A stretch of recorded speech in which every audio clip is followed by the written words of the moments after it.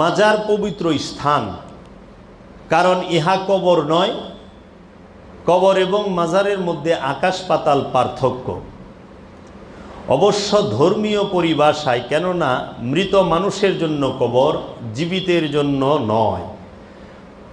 অথচ সর্বশক্তিমান আল্লাহতে যিনি ফানা তথা নির্বাণপ্রাপ্ত হয়েছেন, ইসলাম তাকে সর্বসময় জীবিত বলে দৃঢ়ভাবে ঘোষণা করেছেন। সুতরাং যিনি সর্বসময় জীবিত, তার আস্তানাকে কবর না বলে মাজার বলা হয়। মাজার কাকে বলে? আল্লাহ সর্বশক্তিমান আল্লাহতে যিনি ফানা তথা নির্বাণ হয়েছেন, ইসলাম তাকে সর্বসময়ে, কোরআন তাকে সর্বসময়ে জীবিত বলে দৃঢ়ভাবে ঘোষণা করেছেন। সুতরাং যিনি সর্বসময়ে জীবিত, তার আস্তানাকে কবর না বলে মাজার বলা হয়। দলিল কোথায়? সূরা বাকারা 154 নম্বর আয়াতে, ওয়ালা তাকুলু লিমান ইয়াকতালু ফি সাবিলিল্লাহি আমওয়াত বাল আহইয়াউন ওয়ালাকিন লা তাশউরুন। ওয়ালা তাকুলু, না তোমরা বলিও না, মান ইয়াকতালু ফি সাবিলিল্লাহি আমওয়াত, যাহারা আল্লাহর রাস্তায় শহীদ হয়েছে, আল্লাহর রাস্তায় কতল হয়েছে। শহীদ বলে নাই, ফি সাবিলিল্লাহি আমওয়াত, আল্লাহর রাস্তায় কতল হয়েছে, মৃত্যুবরণ করেছে আল্লাহর রাস্তায়, তাদেরকে তোমরা মৃত বলে চিন্তাও করো না। বালাহিয়া, বরং তারা জীবিত, ওয়ালাকিন লা তাশউরুন, তোমরা তা বুঝতে পারো না, অনুভব করতে পারো না। তাহলে যিনি আল্লাহতে ফানাপ্রাপ্ত, বাকাপ্রাপ্ত, ইসলামে যাকে সর্বসময় জীবিত বলেছেন, তার আস্তানাকেই মাজার বলা হয়। ইসলামে কবর পূজা নিষেধ, ইসলামে কবর পূজা নিষেধ, হারাম। কারণ কবরে মৃত ব্যক্তি থাকেন। যদিও আজকাল আমরা মাজার এবং কবরের সূক্ষ্ম প্রভেদ না বুঝে সমাজে অনেক গণ্যমান্য ব্যক্তি এবং নেতাদের কবরকেও মাজার বলি। ইহা আমাদের একান্ত অনিচ্ছাকৃত ভুল। তাছাড়া পবিত্র এক ইসলামের মধ্যে 73টি ভাগে বিভক্ত হয়ে গেছে। এই 73 ভাগের মধ্যে প্রত্যেক ভাগের আবার নিজস্ব দর্শন আছে এবং প্রত্যেক ভাগের অনুসারীরা তাদের দর্শনই কোরআন এবং সুন্নাহর ভিত্তিক বলে দাবি করেন এবং অনেক সময় এই দাবির যুক্তিকতা নিয়ে ঝগড়া, এমনকি খুনাখুনি পর্যন্ত হয়ে গেছে এবং এখনও হয়। কখনো সুন্নি বা কখনো কাদিয়ানীদের মধ্যে, আবার কখনো সুন্নি এবং শিয়াদের মধ্যে, আবার কখনো সুন্নি এবং ওহাবিদের মধ্যে। হযরত মুহাম্মদ সাল্লাল্লাহু আলাইহি সাল্লামের নামে যদি সৌদি আরবে মিলাদুন নবী পাঠ করেন, তবে সঙ্গে সঙ্গে চাবুকের আঘাত খেতে হবে। কারণ সৌদি আরবের শ্রদ্ধেয় ওহাবি ভাইয়েরা প্রায় সবাই, শ্রদ্ধেয় মুসলমান ভাইয়েরা প্রায় সবাই ওহাবি। এখন অজুহাত কি? অজুহাত হইল, মাজার কেন ভাঙা হয়? মাজারে শিরিক করা হয়। শিরিক শব্দের অর্থ কি? অংশীবাদ। আল্লাহর সাথে অন্য যে কাউকে, অন্য যে কোনো কিছুকে শরিক করা, আল্লাহ ছাড়া অন্য যে কোনো কিছুর গোলামি করা, দাসত্ব করার নামই হচ্ছে শিরক। আল্লাহ ছাড়া, খুব খেয়াল করেন কথা। এখন এইখানে তারা শিরক বলতে কি বুঝিয়েছেন?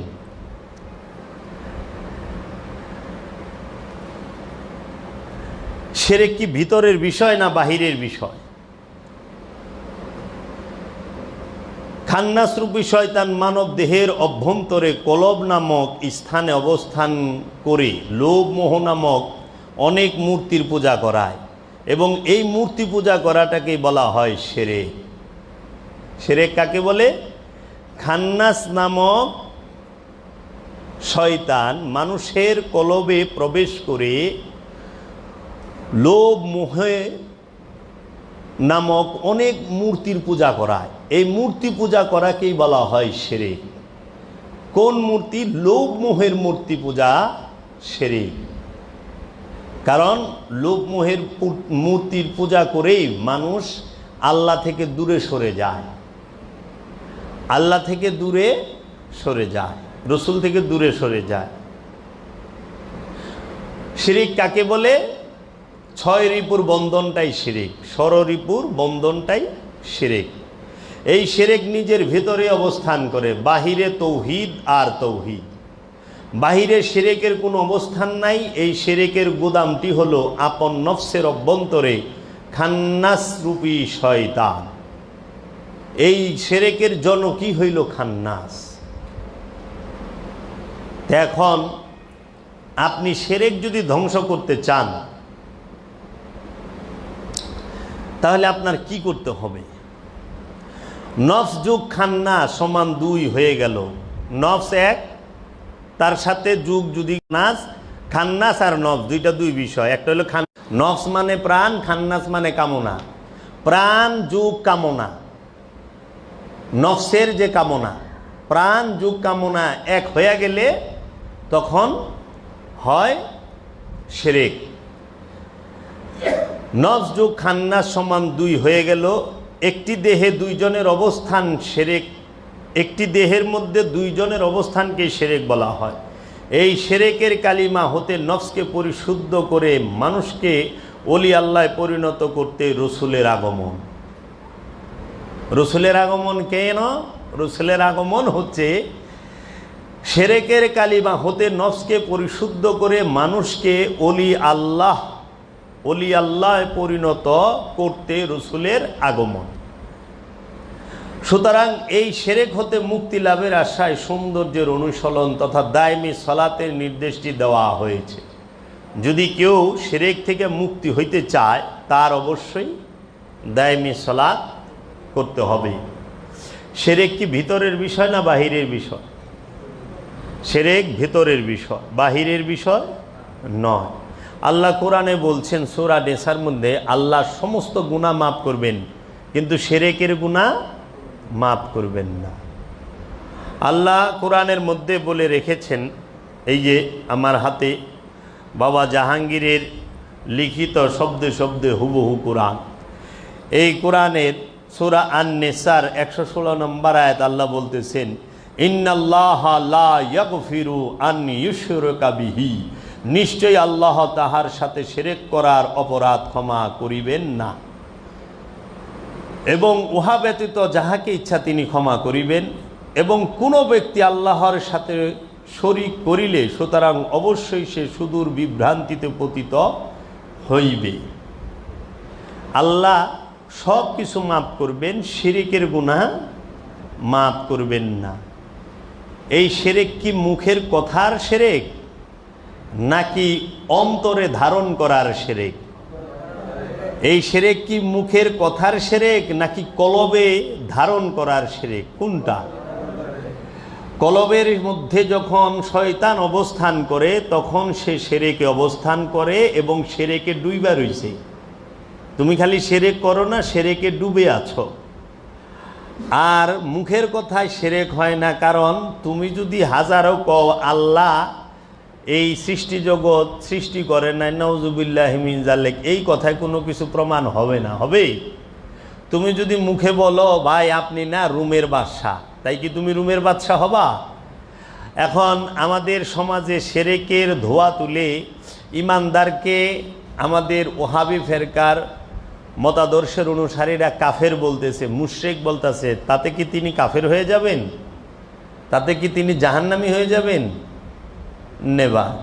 তাহলে শিরক কি? মূর্তি পূজা। সেই মূর্তিটা কি পাথরের নাকি লোভের? পাথরের মূর্তি কি কাউরে কোনো কিছু করতে পারে? পাথরের মূর্তির কি পূজা হয়? পাথরের মূর্তির কোনোদিন পূজা হয় না। পূজা তাহার হয় যাহা নফসের সাথে সম্পৃক্ত, কলবের সাথে সম্পৃক্ত, তাহার পূজা হয়। রসুল সম্পৃক্ত প্রাণের সাথে, এর জন্য রসুলের পূজা করা হয়, হয় না? রসুলের অনুসরণ করাই তো বাংলায় যদি কই পূজা, তাই না? অনুসরণ, ইত্তেবা করা। আল্লাহর পূজা করা হয়, আল্লাহ প্রাণের সাথে যুক্ত, সেফাতি রূপেই, জাত রূপে, দুই রূপেই আল্লাহ আছেন। প্রাণের নিকটেও আছেন, প্রাণের সাথেও আছেন, জাত এবং সেফাত রূপে। তাই পাথরের মূর্তি, খেরের মূর্তি, মাটির মূর্তির কোনো পূজা হয় না। হ্যাঁ, আমরা দেখতে পাই পাথর দিয়া বানায়া, মাটি দিয়া বানায়া তার সামনে ভক্তি দিতেছে। এটা হইল মাথা নতর ভক্তি, আনুষ্ঠানিক ভক্তি। কিন্তু আমরা দেখতে পাই স্বর্ণের অলঙ্কারের মধ্যে চিরকালের জন্য মানুষ ভক্তি দিয়া, সেজদা দিয়া রয়েছে না? স্বর্ণ কি মানুষ বেশি ভালোবাসে না পাথরের মূর্তিরে বেশি ভালোবাসে? স্বর্ণের বেশি মূল্য দেয় না পাথরের মূর্তির মূল্য দেয় বেশি? স্বর্ণকে বেশি মূল্য দেয়। স্বর্ণের পূজা মানুষ করে, হীরার পূজা মানুষ করে, করে না? টাকার পূজা মানুষ করে, সম্পদের পূজা, জাগা জমির পূজা সারাক্ষণ করবার লয় নাই। শুধু জায়গা কিনতে চায়, শুধু জায়গা কিনতে চায়, শুধু বাড়ি করতে চায়, শুধু সে মিল ফ্যাক্টরি ব্যবসা বাণিজ্য বড় করতে চায়, চায় না? দিন রাত তার জন্য পরিশ্রম করতেছে। তো সারা দিন তো সে তারই পূজা করতেছে। পূজা মানে কি? দিন ভরা যার ধ্যান খেলে থাকে, যার ধ্যান খেলে দিন ভরা থাকে যে ব্যক্তি, সেই তার পূজা করে। এখন মানুষ কি সম্পদের ধ্যানে খেলে থাকে না পাথরের মূর্তির ধ্যানে খেলে থাকে? মানুষ ক্ষমতার ধ্যানে খেলে থাকে না? ক্ষমতায় যাওয়ার জন্য মানুষের ঘুম আছে? হ্যাঁ, চুল পাইকা গেছে, দাড়ি পাইকা গেছে, শরীর গুজ হয়ে গেছে, তারপরেও তো সে ক্ষমতায় যাওয়ার লেগা পাগল, পাগল না? দিন ভরা কারে মারবো, কারে ধরবো, কারে ভালো মানুষে খারাপ বানাইবো, খারাপ মানুষে ভালো বানাইবো, সেই চিন্তায়। তো শক্তির পূজা করা হচ্ছে শিরক, শক্তির পূজা করা শিরক। মানুষ সর্বক্ষণ শক্তির পূজা করে, ক্ষমতার পূজা করে, এইটাই শিরক। মানুষ সর্বক্ষণ সম্পদের পূজা করে, ধন সম্পদের পূজা করে, এইটাই শিরক। মানুষ সর্বক্ষণ সে অহংকারের পূজা করে, সর্বক্ষণ তার জ্ঞান লয়ে অহংকার, তার রূপ লয়ে অহংকার, তার ক্ষমতা লয়ে অহংকার, তার সম্পদ লয়ে অহংকার, তার বংশমর্যাদা নিয়ে অহংকার, তার শক্তি নিয়ে, বডি নিয়ে, সব কিছু নিয়ে অহংকার। ও অহংকারের পূজা করে, ওই শিরক করে। এর জন্য আল্লাহ বলছে আল্লাহ সব কিছু মাফ করবে, শিরককে মাফ করবে না। কারণ হাসরের মাঠে দেহ উঠব না, নফস উঠব। হাসরের মাঠে উঠবে কে? দেহ উঠবে না, নফস উঠবে। আর নফসের সাথে অহংকার জড়িত, তাই না? অহংকার কার সাথে থাকে? নফসের সাথে, কলবের সাথে। লোভ কার সাথে থাকে? নফসের সাথে, কলবের সাথে। লোভ, হিংসা কার সাথে থাকে? কলবের সাথে, নফসের সাথে। কামনা, বাসনা, যৌনতা, এটা কার সাথে? যৌনতা কার সাথে মিশে থাকে? নফসের সাথে, কলবের সাথে। এর জন্য এই ষড়রিপুর পূজা করাই হচ্ছে শিরক। মাটির পূজা, মাটির মূর্তির পূজা, পাথরের মূর্তির পূজা, এগুলো 4 পয়সাও দাম নাই। কারণ পাথরের মূর্তি নিষ্ক্রিয়, অচল, অথর্ব। সে কখনোই কাউকে পূজা করাইতে পারে না, এমনকি সে নিজেও চলতে পারে না। পাথরের মূর্তিটা, মাটির মূর্তিটারে কান্দে করে সরান লাগে, সরান লাগে না? সরান লাগে। আচ্ছা, পাথরের মূর্তি, মাটির মূর্তি, সে যদি মানুষকে পূজা করাইতো, তাইলে ওই মূর্তিরে মানুষ কি করত? সবচেয়ে সযত্নে রাখতো। আপনি কি আপনার সম্পদ সযত্নে রাখেন না মূর্তিরে সযত্নে রাখেন? মূর্তি বাইরে ফালাই থুইছেন, মূর্তিটারে পূজা শেষ হইলে নিয়ে কোথায় ফালান? নদীতে, গাঙ্গে। আর স্বর্ণের পূজা জীবনে শেষ হয়? সম্পদের পূজা শেষ হয়?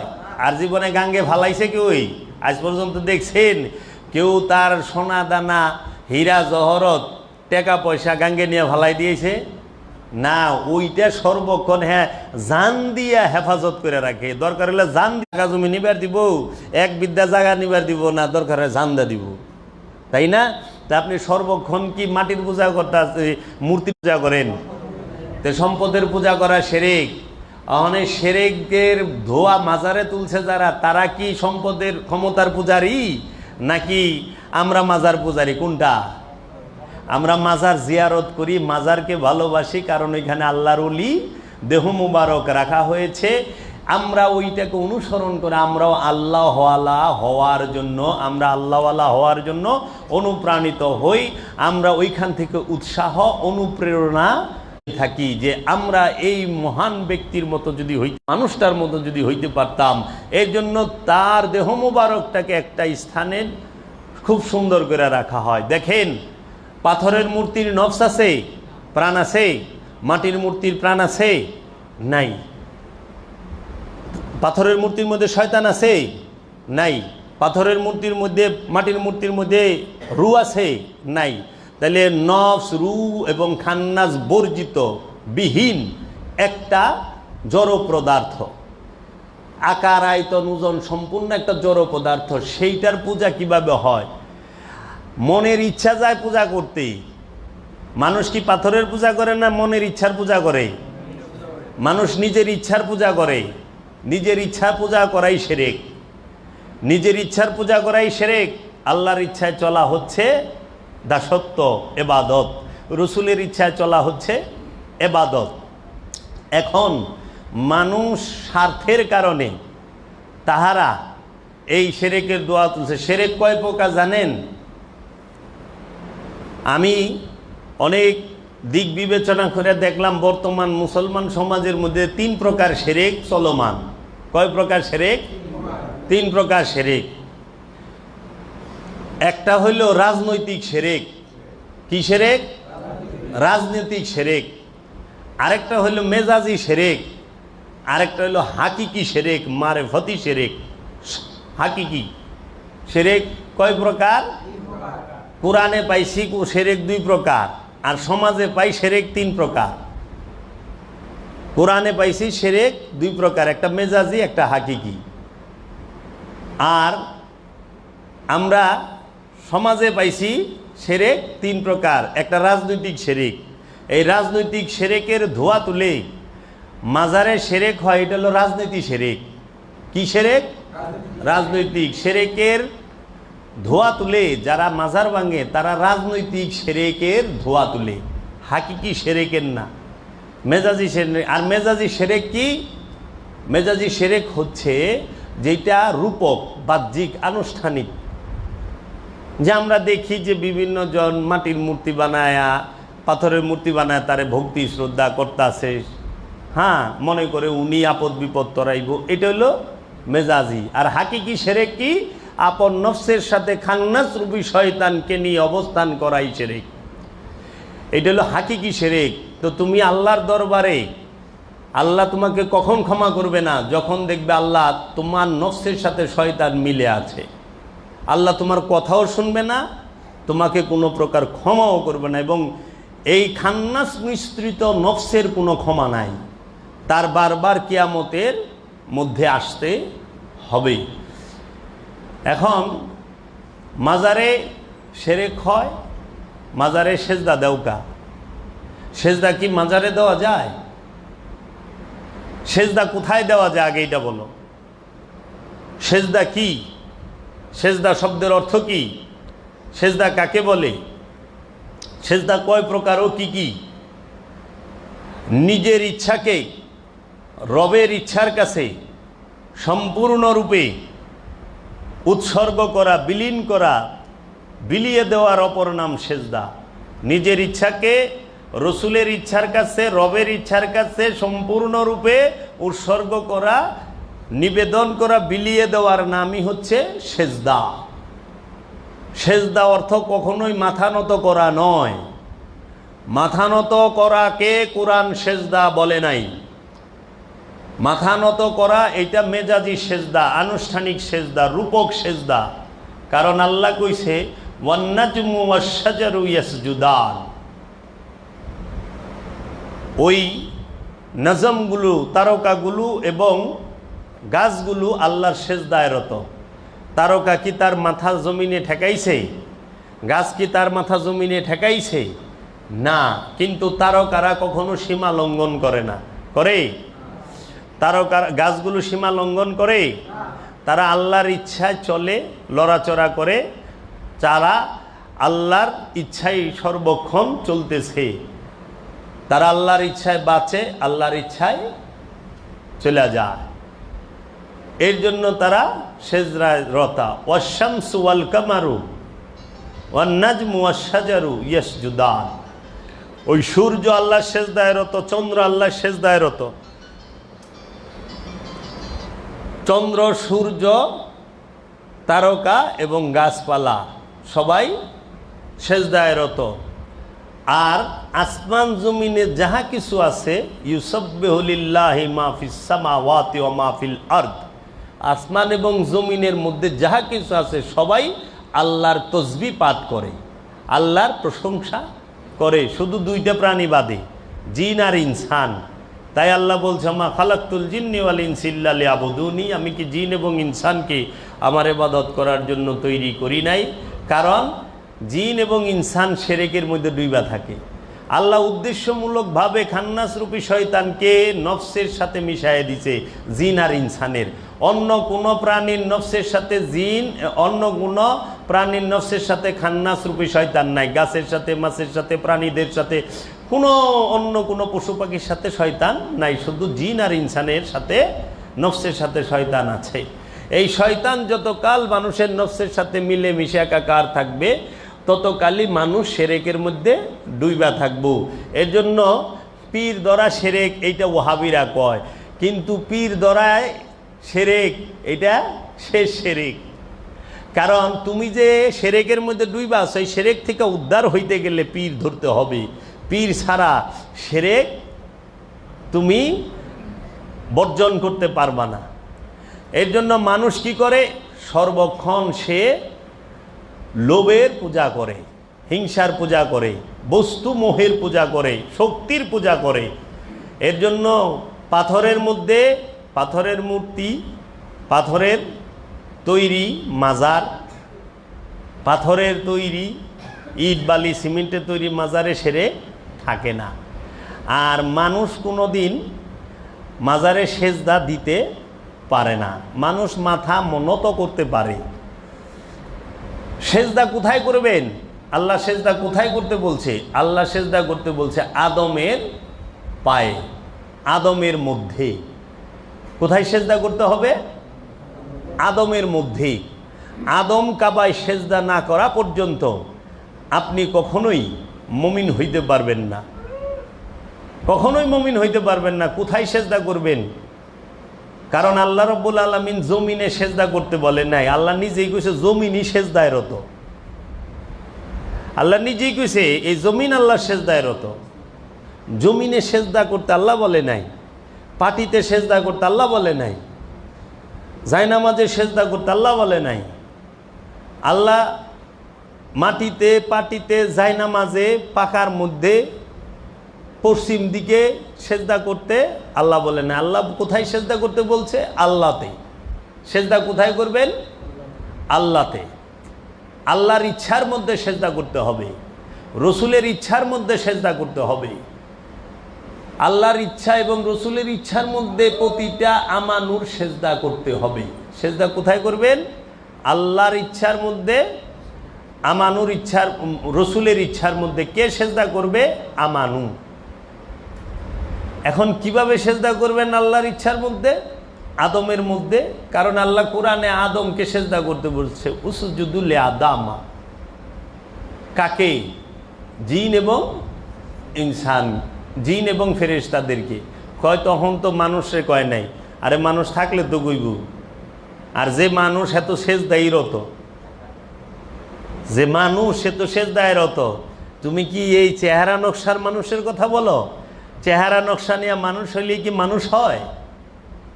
তাহলে তো এজিদও মানুষ নাকি? এজিদ মানুষ না? এজিদও মানুষ, জানোয়ার, হিংস্র। আল্লাহর ইচ্ছার মধ্যে আল্লাহ ইচ্ছা কতটি কোরআন থেকে বের করে দেখেছেন? আল্লাহ কি চাইছে আপনার কাছে? আল্লাহ বলছে তুমি আমাকে কর্জে হাসানা দাও। আল্লাহকে কর্জে হাসানা দেওয়ার নাম হচ্ছে সেজদা। আল্লাহ বলছে তুমি আমার রসুলের অনুসরণ করো। আল্লাহর রসুলের অনুসরণ করার নাম সেজদা। আল্লাহ বলছেন তুমি মিথ্যা বলিও না, মিথ্যা না বলার নাম সেজদা। আল্লাহ বলছে তুমি সম্পদ জমা করিও না, সম্পদ জমা না করার নাম সেজদা। আল্লাহ বলছে তুমি অহংকার করিও না, অহংকারীকে আমি আল্লাহ পছন্দ করি না, অহংকার না করার নাম সেজদা। আল্লাহ বলছে তুমি সুদ খাইও না, সুদ খাইলে পরে আমি তোমাকে জাহান্নামের কঠিন শাস্তি দেব, এই সুদ না খাওয়ার নাম সেজদা। আল্লাহ বলছেন তুমি ঘুষ খায়ো না, এই ঘুষ খায়ো না, এই ঘুষ না খাওয়ার নাম সেজদা। আল্লাহ রাব্বুল আলামিন বলেছেন তুমি জুলুম করিও না, জুলুম না করার নাম সেজদা।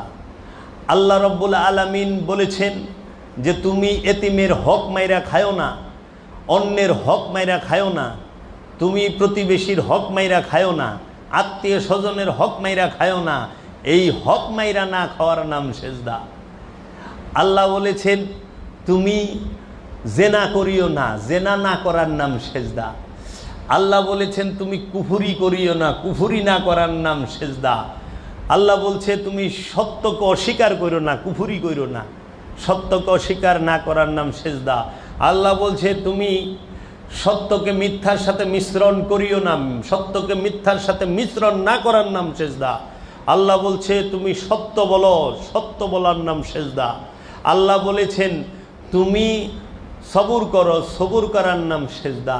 আল্লাহ বলছেন তুমি সলাৎ করো সর্বক্ষণ, দায়েমি সলাৎ, এই সলাৎ করার নামই সেজদা। সেজদায় পৌঁছাবার জন্য সালাত। আল্লাহ এরকমভাবে 274টা বিষয়ে আমাদেরকে নিষেধ করেছেন, 274টা নিষেধ মেনে চলার নাম হচ্ছে সেজদা। এখন আমরা দেখি যাহারা শিরকের কি মাজারে সেজদা দেখে মাজার ভাঙ্গা ভালায়, কিন্তু যাহারা সুদের মধ্যে সেজদা দিয়া রইছে, ঘুষের মধ্যে সেজদা দিয়া রইছে, যারা অন্যের হক মারার মধ্যে সেজদা দিয়া রইছে, সেজদায় পড়ে রইছে, তারাই যাইতেছে আল্লাহর ওলির মাজার ভাঙবার, খালি মাথা নত করার সেজদাকে কেন্দ্র করে। আপনি যায় দেখেন যে ব্যক্তি আল্লাহর ওলিকে ভালোবাসে তার মধ্যে সুদের অবস্থান আছে কিনা। একজন সাধকের মধ্যে আপনি সুদ পাবেন না, সে সেজদায় রত। একজন সাধকের মধ্যে অহংকার পাবেন না, উগ্রতা পাবেন না, উগ্রতা না করার নাম সেজদা। আপনারা তো উগ্র, এত উগ্র, এত অহংকার। জগৎ থেকে শিরক কি সবাইরে আপনাকে মিটাইতে বলছে না প্রতিটা ব্যক্তিকে বলছে আল্লাহ তুমি শিরক কইরো না, তুমি শিরক কইরো না, তুমি শিরক থেকে সইরা থাকো, তাই না? আচ্ছা, এই সেজদা আপনারা যে বলতেছেন মাথা নতর সেজদা, আচ্ছা বাবা সুদখুর সেজদা করে না মসজিদে? মসজিদ সেজদার জায়গা, তাই না? মসজিদ শব্দের অর্থ কি? মসজিদ শব্দের অর্থ হলো সেজদার স্থান অথবা জান্নাতের টুকরা। তো সেজদার স্থান মসজিদ, সেই মসজিদটা কি ইট পাথরের তৈরি মসজিদ, না আল্লাহর ওলিয়ে কামেলের কলব নামক মসজিদ, আল্লাহর নবীর কলব নামক মসজিদ, আল্লাহর রসুলের কলব নামক মসজিদ? কোনটা? আল্লাহ বলছে তুমি মসজিদ নির্মাণ করো সলাৎ কায়েম করে এবং জাকাত আদায় করে। সলাৎ কায়েম এবং জাকাত আদায় করে মসজিদ নির্মাণ করতে হয়, আল কোরআন। আর আপনারা নামাজ পড়নের লেগে মসজিদ বানাচ্ছেন, এটা মেজাজি মসজিদ। এই যে মসজিদেরও দুই রূপ, একটা হাকিকি একটা মেজাজি।